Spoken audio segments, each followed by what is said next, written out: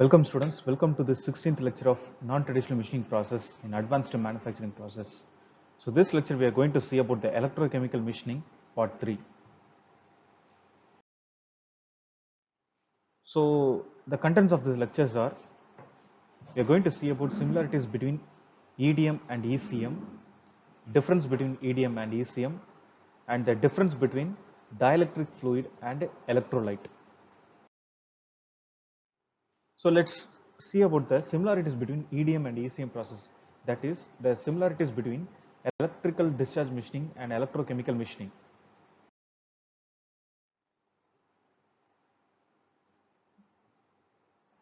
So first, the tool and workpiece are separated by a small gap.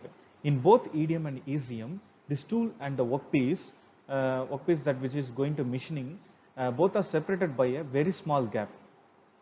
And tool use should be a conductor of electricity. This is common and this is similar in both EDM and ECM process. The tool which is used for EDM and ECM process, it should be a conductor of electricity. Then only we can use it in this process. And both the process, it having a high capital cost, it having a high power consumption. The the main similarity is, and only electrically conductive material can be machined. Okay, we cannot machine the non-electrically conductive or non-metals. Only the electrically conductive materials or metals can be machined in both EDM and ECM process. A fluid is used as a conducting medium between the tool and the workpiece. Okay, so we are using a fluid which is used as a conducting medium in both EDM and ECM, which is used as a medium between the tool and the workpiece.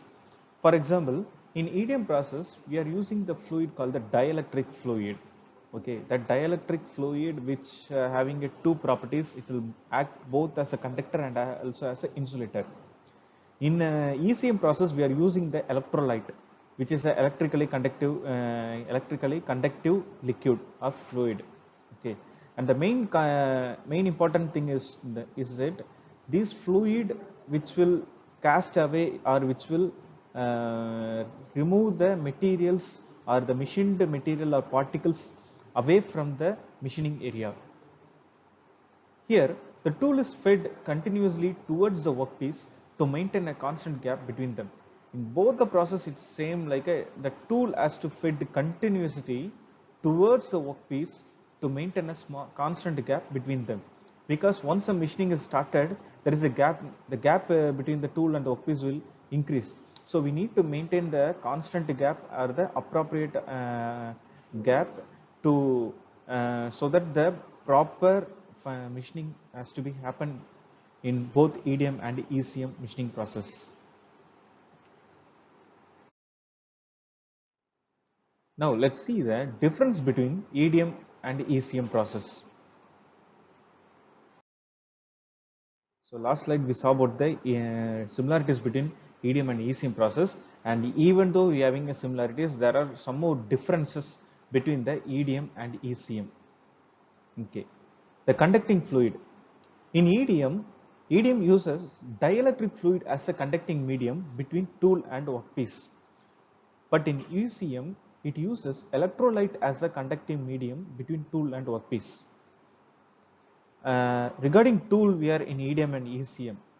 So the wear of tool takes place during the process, so more electrodes are needed. In EDM process, the wear of tool takes place during the process. Surely the tool wear is happen here, so more electrodes are needed in the EDM process. And there is no wear of tool during the process, so tool life is high. But in ECM process, if you go and see the ECM process, there is no tool wear, or most probably the tool wear is very less, so the tool life is high in ECM process when compared to the EDM.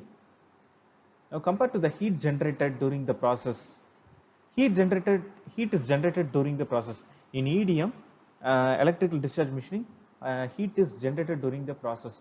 But in electrochemical machining process, no heat is generated during the process, since the metal removal is taken place due to the chemical reaction, that is the electrolysis process. But in EDM process, it is happening because of the heat generated and the melting process.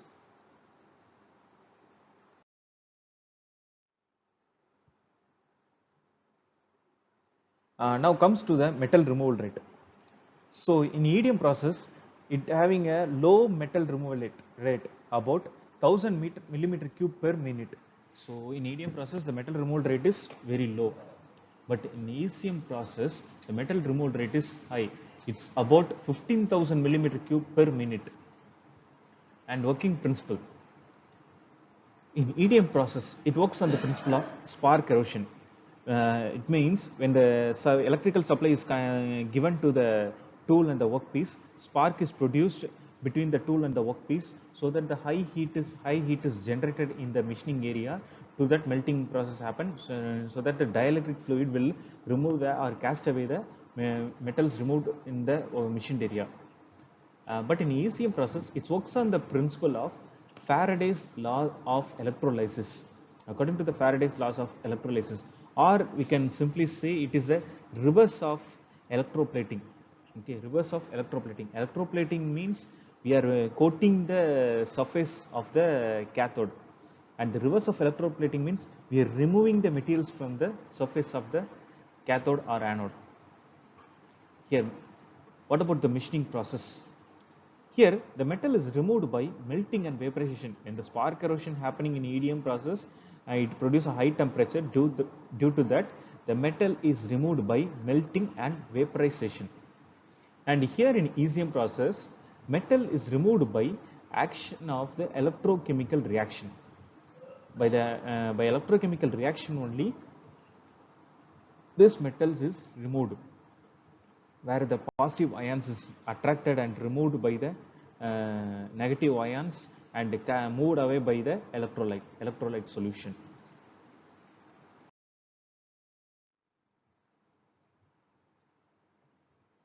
What about the power supply? So in EDM process, pulsed DC, high voltage and low current is used. It means 400 volts to 500 amps. Okay. But in ECM process, we are using DC supply, low voltage and high current, that is 50 volts and 40,000 amps. We are in supply in ECM process. What about the tools used in both the process? In EDM process, that is in electrical discharge machining process, tools used are oversized for machining inside surfaces and undersized for machining outside surfaces. Okay, for inside surfaces, the tools used are oversized, but for the outside surfaces, the tools used are undersized. And here in ECM process, tools used are of the required size of the workpiece. Okay, it is of the required size of the workpiece. What about the power consumption in two process? In EDM process, less consumption only, that is nearly it's equal to 2 kilowatt per cubic centimeter per minute. But here in ECM process, know that more power consumption, that is nearly equal to 7 kilowatt per cubic centimeter per minute.